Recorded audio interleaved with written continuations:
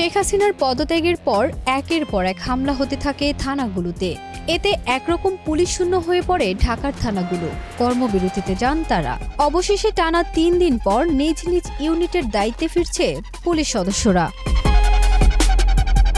বৃহস্পতিবার সন্ধ্যার মধ্যে সব ইউনিটের সদস্যকে কাজে যোগদান করতে হবে, এমনই নির্দেশনা দেওয়া হয়েছে পুলিশ সদর দপ্তর থেকে।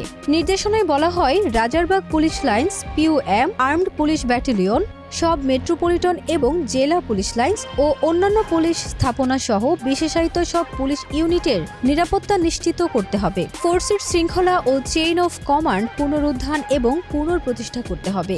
তাছাড়া পুলিশ ইউনিটের সব অফিসার এবং ফোর্সকে বৃহস্পতিবার সন্ধ্যার মধ্যে নিজ নিজ কর্মস্থলে যোগদানের জন্য নির্দেশ প্রদান করা হলো।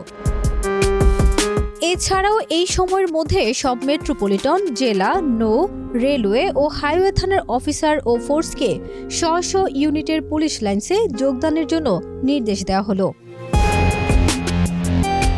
সরকার পতনের পর থেকে দেশের অনেক থানায় হামলা, ভাঙচুর ও অগ্নিসংযোগের ঘটনা ঘটতে থাকে। পুড়িয়ে দেওয়া হয় থানা পুলিশের কাজে ব্যবহৃত গাড়ি।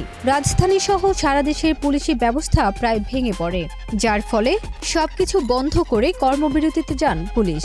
এই সুযোগে রাজধানী সহ দেশের বিভিন্ন অঞ্চলে ডাকাতি, চুরি, ছিনতাই সহ নানা অপরাধ ঘটে।